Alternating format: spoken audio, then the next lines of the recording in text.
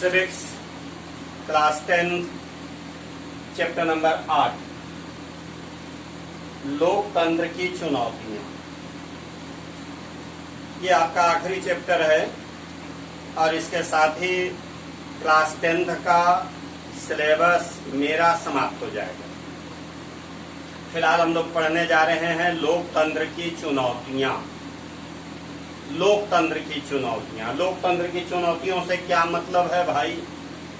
तो लोकतंत्र की चुनौतियों से मतलब है वे समस्याएं जो लोकतंत्र के सफल संचालन के मार्ग में बाधा उत्पन्न करती हैं। लोकतंत्र की चुनौतियों से मतलब है वे समस्याएं जो लोकतंत्र के संचालन के मार्ग में बाधाएं उत्पन्न करती हैं, उनको लोकतंत्र की चुनौतियां कहते हैं। तो आइए जरा विचार करें कौन कौन सी चुनौतियां हैं जो प्रायः विश्व के विभिन्न देशों में दिखलाई देता है।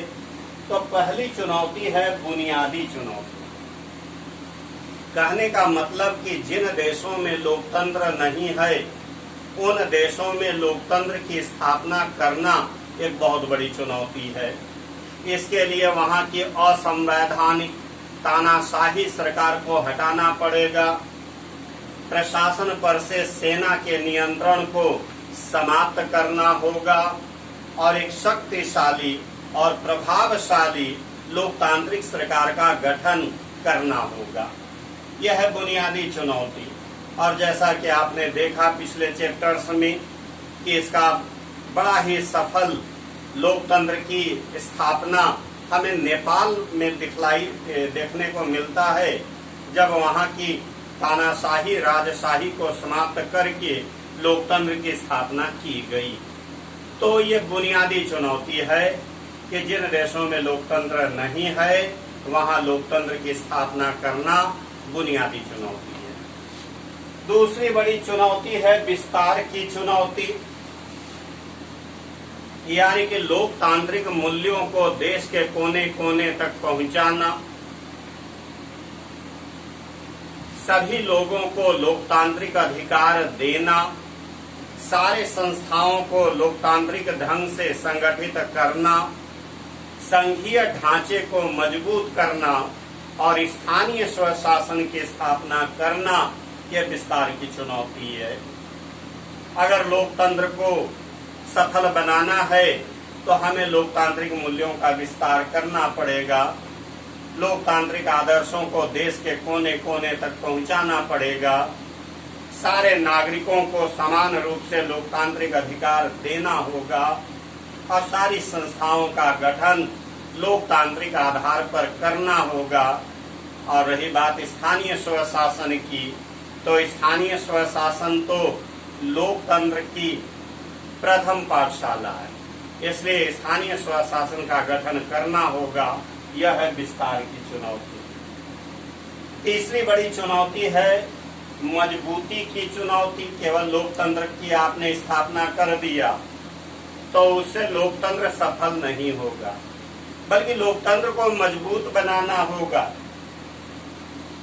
इसके लिए इतना मजबूत बनाना होगा कि ताकि कठिन से कठिन परिस्थिति में लोकतंत्र डगमगाए नहीं और कठिन से कठिन समस्याओं का समाधान वो निकाल सके। इतना मजबूत लोकतंत्र को बनाना होगा। इसके लिए यह आवश्यक है कि शासन लेने का निर्णय जनता द्वारा चुने गए जनप्रतिनिधि के हाथ में हो, अन्य लोग उन निर्णयों को प्रभावित न करें। तो ये बहुत जरूरी होगा। ये लोकतंत्र की बहुत बड़ी चुनौतियां हैं। लोकतंत्र की स्थापना करना, लोकतांत्रिक मूल्यों का विस्तार करना और लोकतंत्र को मजबूती प्रदान करना। अब अगर हम भारत की बात करें तो भाई भारत तो दुनिया का सबसे बड़ा लोकतांत्रिक देश है और भारत में लोकतंत्र की जड़ें काफी मजबूत भी है, मगर फिर भी भारत में लोकतंत्र को अनेक गंभीर चुनौतियों का सामना करना पड़ रहा है। ये चुनौतियां कौन कौन सी हैं? तो सबसे पहली चुनौती है क्षेत्रीय असंतुलन। कहने का मतलब यह है कि भारत के संपूर्ण भाग का आर्थिक विकास समान रूप से नहीं हुआ है। एक और हरियाणा है, पंजाब है, गुजरात जैसे राज्य हैं जो भारत के विकसित राज्यों में उसकी गिनती होती है, तो दूसरी ओर बिहार है, तेलंगाना है, उड़ीसा है, ये सब राज्य आर्थिक दृष्टि से बड़े पिछड़े राज्य हैं। इससे अलगाववाद की भावना विकसित होती है, अलग राज्य की मांग बढ़ने लगती है और इसी आधार पर डीएमके जैसे राजनीतिक दल ने तो भारत संघ से अलग होने की मांग भी कर बैठी थी। तो ये बहुत बड़ी चुनौती है भारतीय लोकतंत्र की कि संपूर्ण भारत का आर्थिक विकास संतुलित रूप में हो, जो अब तक नहीं हो पाया है। दूसरी बड़ी समस्या हमारे यहाँ संप्रदायवाद की है। अनेक धार्मिक संप्रदायों के लोग रहते हैं और सांप्रदायिकता का घिनौना चेहरा भी समय समय पर दिखलाई देता रहता है। राजनेता भी अपने स्वार्थों को पूरा करने के लिए संप्रदायवाद को बढ़ावा देते हैं। चुनाव के समय तो सांप्रदायिकता का चेहरा और विकृत हो जाता है। धर्म के आधार पर उम्मीदवार खड़े किए जाते हैं, धर्म के आधार पर मतदान होते हैं और चुनाव के समय धार्मिक दंगे, सांप्रदायिक दंगे होना एक आम बात है। तो इससे लोकतंत्र को बहुत बड़ा खतरा है। इस चुनौती से हमें निपटने की जरूरत है। और तीसरी बड़ी चुनौती है भारतीय लोकतंत्र में जातिवाद। भारतीय समाज जाति पर आधारित समाज है। जातिवाद की जड़ें भारतीय समाज में गहरी रूप से समाई हुई है और विशेषकर चुनाव के समय जातिवाद का भी विकृत चेहरा दिखलाई देता है।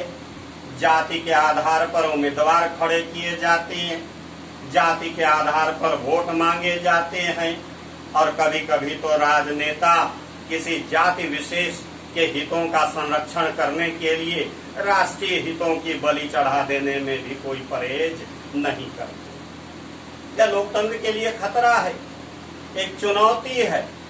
इसका भी सामना करने की जरूरत है, इससे भी निपटने की जरूरत है। चौथी बड़ी चुनौती है निरक्षरता। आजादी के 70 दशक पूरे हो चुके हैं, लेकिन आज भी हमारे देश में लगभग 25% लोग निरक्षर हैं। उन्हें लोकतंत्र की कोई जानकारी नहीं, उन्हें अपने लोकतांत्रिक अधिकारों की कोई जानकारी नहीं, अपने कर्तव्यों की कोई जानकारी नहीं, देश की गंभीर समस्याओं से कोई लेना देना नहीं। एक बहुत बड़ी चुनौती है। इसलिए निरक्षरता को समाप्त करना होगा। साक्षरता, पूर्ण साक्षरता, 100% की साक्षरता अपने देश में लाने की जरूरत है। निर्धनता भी एक बहुत बड़ी चुनौती है भारतीय लोकतंत्र के लिए। 7 दशक बीत जाने के बाद भी आज भी लगभग 22% लोग ऐसे हैं जो बेहद निर्धन हैं। वे अपने भोजन, वस्त्र, आवास जैसे बुनियादी सुविधाएं भी उपलब्ध करने में असमर्थ हैं। उनके सामने तो पेट भरने की समस्या है। उन्हें लोकतंत्र से क्या मतलब, उन्हें अधिकारों और कर्तव्यों से क्या मतलब। उनके सामने तो सबसे बड़ी समस्या पेट भरने की है, अपने परिवार, अपने घर गृहस्थी की गाड़ी को चलाने की। यही कारण है कि चंद रुपयों में ऐसे निर्धन व्यक्ति अपने मतों को बेच देने में भी कोई परहेज नहीं करते। यह लोकतंत्र के लिए बड़ी ही भयावह स्थिति। दल बदल एक बड़ी गंभीर चुनौती है भारतीय लोकतंत्र के लिए।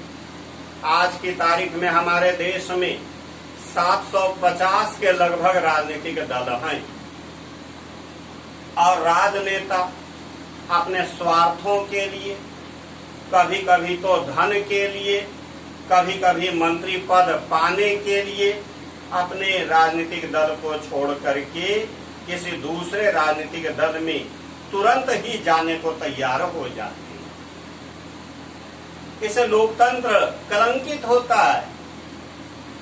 ये ठीक है कि 1985 में दल बदल अधिनियम बनाया गया और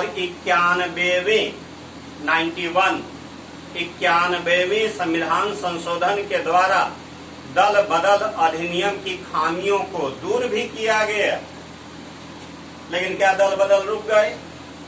आज भी दल बदल हो रहे। इससे जनता के साथ विश्वासघात होता है, लोकतंत्र पर आघात पहुंचता है और ऐसी स्थिति में लोकतंत्र बहुत दिनों तक कायम रह भी नहीं सकता। इसलिए दल बदल भी भारतीय लोकतंत्र की एक बहुत बड़ी चुनौती है।